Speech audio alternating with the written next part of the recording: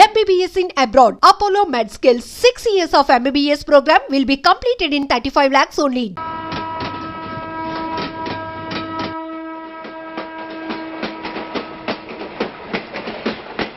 మొత్తానికి స్వర్ణాంధ్రప్రదేశ్ పర్యటన ఒక రౌండ్ పూర్తయ్యి రెండో రౌండ్ లో పడ్డా ఉన్నమాట. ఏంట్రా నీలో నువ్వే కొనుక్కుంటున్నావు? అబ్బే ఏం లేదు గురు, నువ్వు సర్వీస్ లో చేరిన తర్వాత నీ అండర్లో నేను హైదరాబాద్ నుండి బందర్లో పడి తిరిగిన జిల్లా తిరగకుండా తిరిగి తిరిగి తిరిగి తిరిగి హైదరాబాద్ చేరుకుంటున్నాం కదా, దాని గురించి. నవ్వు నవ్వుతావు ఎందుకు నవ్వు? చిన్నప్పుడు ఎవడో ఒక సన్నాసి నా చెయ్యి చూసి లోక సంచారం అవుతావు అన్నాడు. దాంతో నేను ఏ విమానం పైలట్లో షిప్ కెప్టెన్ అవుతాననుకున్నాను, కానీ ఇలా నీతో పాటు తిరుగుతూ రాష్ట్రమంతా సర్వే చేస్తానుకోలేదు. ఏడ్చావులే. నిజంగానే ఏడ్చినట్టుంది. డ్రెస్ కిందకు 30 ఏళ్ళు వచ్చినా ఇంకా పెళ్లి కాలేదంటే తెలిసిన వాళ్ళందరూ నన్ను ఆ టైప్ ఏమో అనుకుంటారు తెలుసా. అయితే ఓ మంచి అమ్మాయిని చూసి చేసుకోవచ్చుగా. చేసుకోవచ్చు, ఎందుకు చేసుకోకూడదు? కానీ అవకాశం ఏది? ఫస్ట్ బందర్ బస్ స్టాప్ లో అమ్మాయిని చూసి ముచ్చటపడి పేరు అడుగుదాం అనుకున్నా. అడిగే లోపల ఆదిలాబాద్ ట్రాన్స్ఫర్ చేశారు. అక్కడ ఇంకో సుందరి కనిపించింది, పేరు అడిగా. ఆ అమ్మాయి పెద విప్పే లోపల ప్రకాశం జిల్లా పంపించారు. ఒంగోలులో ఇంకో అమ్మాయి కనిపించింది, పేరు చెప్పింది. ట్రాఫిక్ లో వినబడలా అనే లోపు విజయవాడ తన్నారు. ఇలా నిలకడ లేకుండా నీతో పాటు తిరుగుతూ ఉంటే లవ్ ఎక్కడా, మ్యారేజ్ ఎక్కడా? నా బొంద. అంత ఇబ్బందిగా ఉంటే నాతో పాటు ఎడవడం ఎందుకు? మంచి ఉద్యోగం ఇప్పిస్తాను, హాయిగా పెళ్లి చేసుకుని సెటిల్ అవ్వు అంటావు అంతేగా. జీవితాంతం ఒంటరిగా అయినా గడిపేస్తాను, కానీ మీ ఫ్రెండ్షిప్ మాత్రం దూరం చేసుకుని ఏసీపీ గారు. ఇది కొంచెం ఓవర్ అయినట్టుంది. ఓవర్ అయిందా? అయితే ఆపేస్తాను. ఈ టికెట్ ఎవరిది బాబు? బాబు కాదు, పాప. ఈ టికెట్ గలదు. ఏ నా టికెట్ ఏం తక్కువ? రేటు తక్కువ. ఇది సూపర్ ఫాస్ట్ ట్రైన్. నువ్వు ఎక్కాల్సింది మామూలు ట్రైన్. సికింద్రాబాద్ లో దిగి పీటీ కట్టించుకుని మీ ఊరెళ్ళు. ఏ ఈ ట్రైన్ భువనగిరి వెళ్ళదా? వెళ్తుంది, కానీ ఆగదు. ఆగదా? ఎందుకు ఆగదు? ముందు కరీంనగర్ లో ఆగింది, తర్వాత సికింద్రాబాద్ లో ఆగుతుంది. మధ్యలో ఉన్న భువనగిరిలో ఎందుకు ఆగదు? ఏంటి లాజిక్కా? మీ ఊరికి ఈ ట్రైన్ ఆగేంత బిల్డప్ లేదు, గానీ ఎక్కువ మాట్లాడకుండా సికింద్రాబాద్ లో దిగిపో. ఏంటయ్యా అమాయకురాల్లా కనిపిస్తున్నాన్ని దబాయిస్తున్నావా? టికెట్ ఇచ్చినప్పుడు రైలు ఎందుకు ఆపరు? ఈ రైలు మా ఊళ్ళో ఆగాల్సిందే, ఆపి తీరాల్సిందే. అమ్మాయి, ఆడపిల్లవని ఊరుకుంటుంటే తెగరెచ్చిపోతున్నావు. ఇంకా ఎక్స్ట్రాలు చేసావంటే సికింద్రాబాద్ దాకా ఎక్సెస్ ఫేర్ రాసి ఫైన్ కూడా కట్టిస్తాను, జాగ్రత్త. ఏంటమ్మా నేనేమన్నానని? ఊరుకో తల్లి, ఊరుకో, నువ్వేం కట్టగర్లేదులే. ఏంటిది? కట్ట కాదు, పుస్తే. పుష్ట? ఒక పుస్తంటే 2 జీవితాల బంధం. ఈ తాళి పట్టుతోనే నా స్నేహితురాలి పెళ్లి ముడిపడి ఉంది. నేను టైంకి భువనగిరి చేరకపోతే ఆ పెళ్లి ఆగిపోతుంది. నేను తాళి పట్టు తీసుకెళ్తున్నానంటే వాళ్ళదెంత పేద కుటుంబమో ఆలోచించండి. అది అసలు అభిమానం గల పిల్ల. అలాంటి దాన్ని పెళ్లి ఆగిపోతే ఆత్మహత్య చేసుకుంటుంది. ఆ పాప మీకు నాకు చుట్టుకుంటుంది. అందుకే చెప్తున్నాను, ఈ చైన్ లాగే ట్రైన్ అన్న ఆపండి, లేదా ఈ చైన్ లాగే నా ప్రాణాలన్నా తీసేయండి. అమ్మా ఆండాళ్ళమ్మ కాదు, రంబమ్మ. ఆ పోని రంబమ్మ. ఆ చైన్ లాగి నా ఉద్యోగం పోగొట్టుకునే దమ్ము నాకు లేదు, గాని గాడితో మాట్లాడి మీ ఊళ్ళో ట్రైన్ స్లోగా వెళ్ళేలా చేస్తాను. రన్నింగ్ లో దిగలవా? స్టేషన్ వచ్చేసింది, జాగ్రత్తగా దిగమ్మా. దిగ్గానే నీ సామాన్లు కింద పడేస్తాం.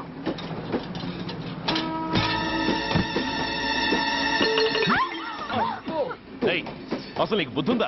రన్నింగ్ లో ట్రైన్ ఎక్కుతున్నావు, పొరపాటున స్లిప్ అయితే? అబ్బో ఏంటి గురు, సహాయం చేస్తే సైరన్ లారుస్తుంది. నీకు అసలు బుద్ధుందా? ఇక్కడ బండి ఆగదని తెలిసి ఆ టీసీ గడి కాళ్ళు గడ్డాలు పట్టుకొని బతిలాడి బండి స్లో చేసుకొని దిగితే నేను పడ్డ శ్రమంతా వృధా చేసి నన్ను మళ్ళీ లోపలికి లాగేసి రక్షించినట్టు పోసు కొట్టి పైన లెక్చర్లు ఇస్తావా? కథ అడ్డం తిరిగిందే. ఇదిగో ఈ తాళి పొట్టు నా స్నేహితురాలి పెళ్లి టైంకి అందించడానికి రన్నింగ్ ట్రైన్ నుంచి దిగాను. నన్ను మళ్ళీ ట్రైన్ లోకి లాగేశావు. చూడు, ఈ తాళి ముహూర్తానికి అందకపోయినా, అక్కడ కట్టిన తోరణాలు ఎండిపోయినా, వేసిన అప్పడాలు మెత్తపడిపోయినా, సికింద్రాబాద్ స్టేషన్ లో దిగిన వెంటనే మా బావ కబురు పెట్టి మీ సంగతి తేలుస్తాను, తిరగేసి కొట్టి తిరుపతి చూపిస్తాడు. గురు, మనం హైదరాబాద్ చేరక ముందే ట్రాన్స్ఫర్ చేయించేలా ఉంది. అమ్మా, నీ బావ ఏమైనా రాజకీయ నాయకుడా? కాదు, స్ట్రిక్ట్ పోలీస్ ఆఫీసర్, ఏసీపీ సూర్య. ఏసీపీ సూర్య నీ బావ? ఏ చెవుడా? కాస్త సౌండ్ ప్రాబ్లం, తను వినుంటాడు. ఇంతకీ నీ బావ ఎవరో నీకు తెలుసా తల్లి? ఈయనకేమైనా మెంటలా? కాస్త ఆట అయిపోయలే. ఏ నువ్వేటైతే నాకేంటి? ఇదిగో పాయింట్కి వచ్చేస్తున్నాను. నువ్వేం చేస్తావో నాకు తెలీదు. ముహూర్తం సరిగా 10:30కి. ఈలోగా ప్లాట్ఫామ్ లో పడిపోయిన నా సామాన్తో సహా నేను భువనగిరి పెళ్లి వారింట్లో ఉండాలి. ఒకవేళ అలా జరగలేదనుకో, చెప్పానుగా మా సూర్యంబాబు గురించి, ఆ తర్వాత మీ ఇష్టం.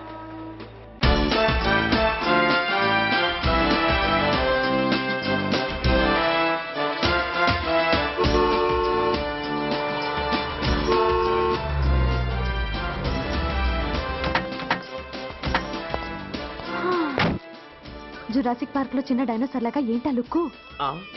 వెళ్ళి డిక్కీలో సామాన్లు తీసుకురా.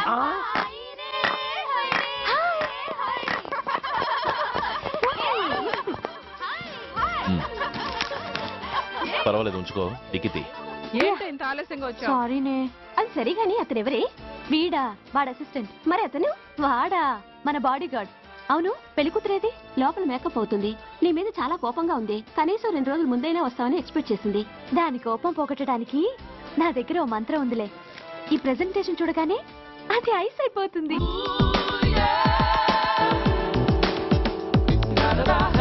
రండి దాని దగ్గరికి వెళ్దాం. Hi uncle. నమస్తే సార్, వెల్కమ్ సార్. మీకు వైజాగ్ కార్డు పంపించాను సార్. పర్సనల్ గా చెబుదామని ఫోన్ కూడా చేశాను. మీకు హైదరాబాద్ ట్రాన్స్ఫర్ అయిందని చెప్పారు. అక్కడ హెడ్ క్వార్టర్స్ కూడా కార్డు పంపించాను. మీకు అందుతుందో లేదో, వస్తారో రారోడని నాకు టెన్షన్ ఫీల్ అయ్యాను సార్. నాకు ఇన్ఫర్మేషన్ అందింది, అందుకే వచ్చాను. చాలా సంతోషం సార్. మీరు రండి సార్. గోమతి, దీపికా కపులావ్, కోరాయా దేక్. ఏంటి అతను నీ బాడీ గార్డ్ అన్నావు? అంకుల్ ఏమో అంత రెస్పెక్ట్ ఇచ్చి హడావుడు చేస్తున్నారు. ఉండవే, అసలే మతిపోయి నేను ఎడుస్తుంటాను. హలో, ఏంటి జురాసిక్ పార్క్ లో పెద్ద డైనోసార్ లా మొహం పెట్టావు? షాక్ అయ్యావా? అప్పుడే ఏమైంది? ఇంకా ముందుంది. ఇదిగో నీ బ్యాగ్, ఇదిగో నీ పెట్టి. నీకెప్పుడూ చెప్తుండేవాడిని, మా పోలీసులో హీరో, మా డిపార్ట్మెంట్ కి గర్వకారణమని. అంటే ఏసీపీ సూర్య. అవునమ్మా. Nice meeting sir. I'm so thrilled sir. మా భార్య సార్. నమస్తే జీ.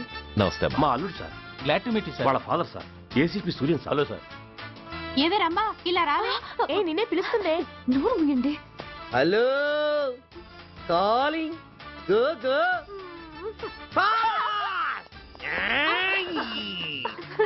సార్ సార్, రంభా అని నా close friend sir. ACP Suryam గారే. బావకి మరదల్ని కొత్తగా పరిచయం చేస్తున్నారేంటి? మరదలా? ఓహో, ఇది పెళ్లి మండపం కాదు, పెళ్లి కూతుళ్ళ ఫ్యాక్టరీ. ఇండియాలో ఉండే పెళ్లి కూతుళ్ళందరూ ఇక్కడే ఉన్నారు. ఇక్కడే ఇప్పుడే ఏదో ఒక అమ్మాయిని సెటప్ చేసుకుంటారు.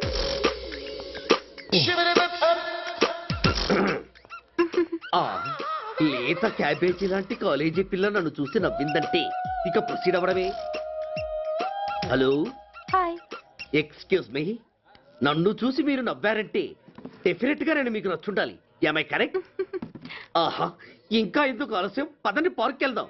అమ్మో, పార్కుకా? ఎందుకు? ఎందుకేమిటి, మనసు విప్పి మాట్లాడుకోవడానికి. అమ్మో వద్దండి, మాది అసలే సాంప్రదాయమైన కుటుంబం. మీరు నన్ను పార్కుకు తీసుకువెళ్తారు, అక్కడున్న లవ్ జంటల్ని చూసి మనం కూడా అలా మాట్లాడుకుందామని నా భుజం మీద చేస్తారు. ఆ తర్వాత నన్ను ఏ పొదల్లోకి తీసుకెళ్తారు. అమ్మో, అక్కడ ఏ తప్పో జరిగిపోతుంది. వద్దండి, మాది అసలే సాంప్రదాయమైన కుటుంబం. అయ్యయ్యో, నేను అలాంటి వాడిని కాదండి. నేను మిమ్మల్ని ఏమీ చేయను. పోనీ పార్క్ వద్దంటే మరిద్దరం కలిసి సినిమాకి వెళ్దాం. సినిమాకా? అమ్మో వద్దండి, మాది అసలే సాంప్రదాయమైన కుటుంబం. ఇద్దరం సినిమాకి వెళ్ళాక న్యూస్ అవగానే లైట్లు ఆపేస్తారు. ఆ తర్వాత మీరు చిన్నగా నా భుజం మీద చెయ్యేస్తారు. ఆ చీకట్లో లిప్ టు లిప్ కిస్ చేస్తారు. ఆ తర్వాత ఏ తప్పో జరిగిపోతుంది. అమ్మో వద్దండి, మాది అసలే సాంప్రదాయమైన కుటుంబం. అయ్యయ్యో, ఆ మాటకొస్తే మా కుటుంబంలో సాంప్రదాయమే తప్ప అసలు కుటుంబమే లేదండి. నేను చాలా జెంటిల్మెన్ని, ఎలిజిబుల్ బ్రహ్మచారిని. నేను మిమ్మల్ని చెయ్యను. మీ ఒంటి మీద అసలు చెయ్యే వెయ్యను. ప్రామిస్. నువ్వేం చేయనప్పుడు నీతో సినిమాకి పార్కుకి రావడం దేనికి రా? అమ్మో, సాంప్రదాయమైన కుటుంబం అంటే అర్థం ఇదా? కొంపదీసి ఎవరు చూడలేదు కదా? నేను చూశాను కదా. పడక నీ కంట్లోనే పడ్డానా తల్లి? నేనెవరికి చెప్పను గాని నాకు ఇన్ఫర్మేషన్ ఇస్తావా? ఏమిటది? పెళ్ళైందా? నాకా? ఛీ, నీ కాదు, ఆయనకి. ఆయనక? ఓహో, మా గురుడిక అవును. అయ్యింది. 13 ఏళ్ల కొడుకు, 10 ఏళ్ల కూతురు నిజమా? ఉండుండేవారు. మనం చెప్పినప్పుడు వారు పెళ్లి చేసుకుని ఉంటే. అబ్బా! ఎందుకు కొట్టావు? ఆయనకి పెళ్ళైందని చెప్పి అనవసరంగా నన్ను టెన్షన్ పెట్టినందుకు. ఆయనకి పెళ్ళైతే నీకెందుకమ్మా టెన్షను? అందుకు.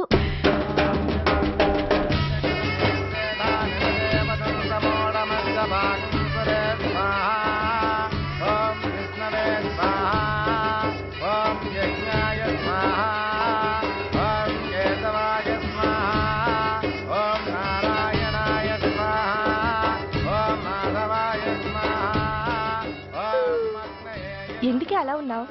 కష్టాలు వచ్చేసాయి. ఎవరికే? ఇంకెవరికి? మా నాన్నకి. ఎందుకు? నాకు పెళ్లి మూడు వచ్చేసింది. ఈ నైట్కి రెస్ట్ తీసుకొని ఉదయాన్నే వెళ్తే బాగుండేది.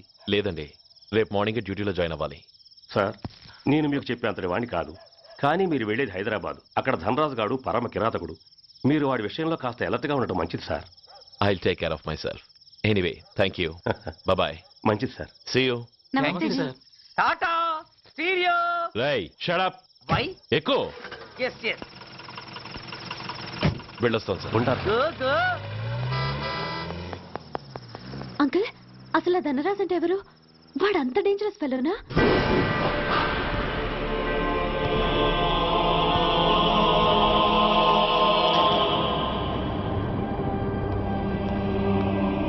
అన్నా,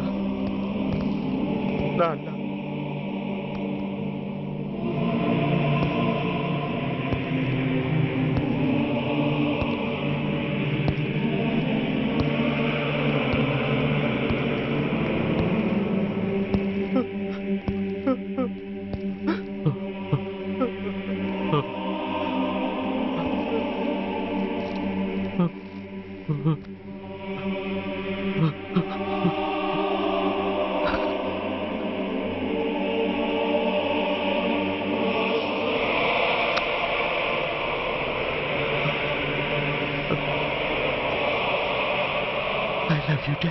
వీఆర్ సారీ సార్.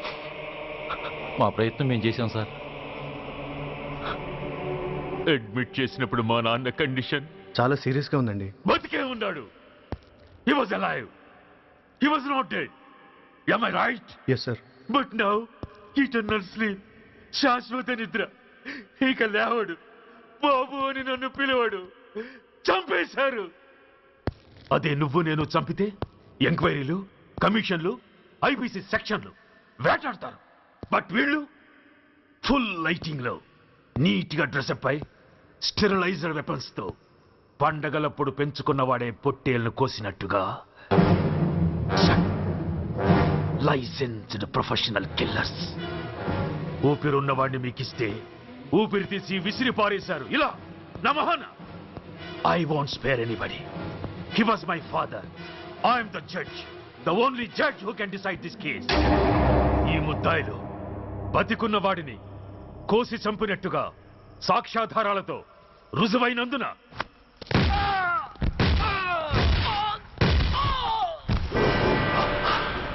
మరణ శిక్ష విధించడమైనది. This is my judgment. You know, my father was a great man. Just 300 రూపాయలతో హైదరాబాద్ వచ్చి 300 కోట్లకు అధిపతి అయ్యాడు. ఐపీసీలో 511 సెక్షన్లు ఉంటే ఆయన మాకు 512వ సెక్షన్ నుండి నేర్పించాడు. He was really great. Control చేసుకోవచ్చు సార్. దేవుడు లాంటి మనిషి. ఆ దేవుడిలోనే ఐక్యమైపోయాడు. మహానుభావుడు. అవును, మహానుభావుడు. ఆ మహానుభావుడు ఆత్మశాంతికి మరో 2 నిమిషాలు మౌనం పాటిద్దాం.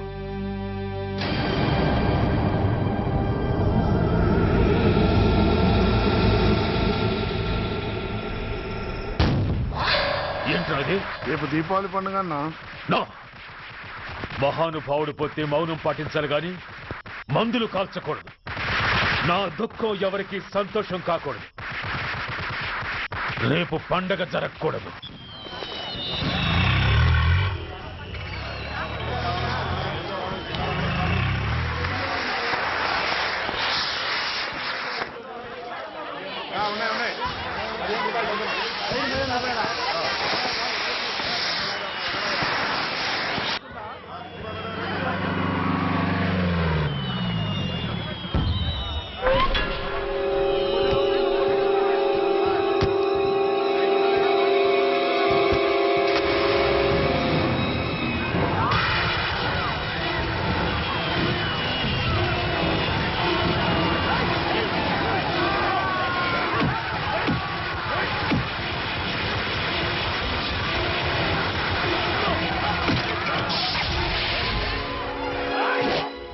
ఏం కొంపలు మునిగిపోయాయని ఫైరింగ్ ఆర్డర్స్ ఇవ్వమంటావయ్యా? అదేంటి సార్, ఎంతో మంది అన్యాయంగా బలైపోతున్నారు సార్. ఎంతో ఆస్తి నష్టం జరుగుతోంది. ఇంతకంటే కారణం ఏం కావాలి సార్? అంతేనంటావా? Yes sir.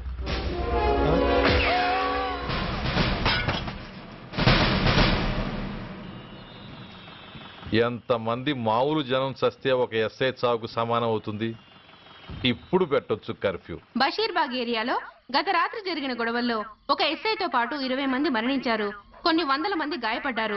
ఆస్తి నష్టం ₹1 కోటి వరకు ఉండొచ్చని అంచనా. గొడవలకు కారణం ఇంకా తెలియలేదు. ముందు జాగ్రత్త చర్యగా దీపావళి పండుగ నాడు బషీర్బాగ్ ఏరియా మొత్తం కర్ఫ్యూ విధించడమైనది.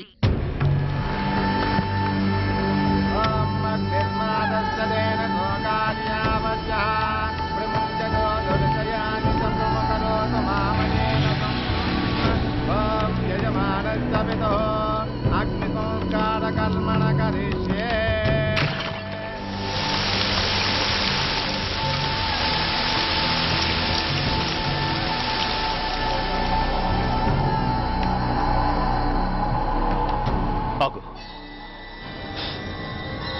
పెట్రా.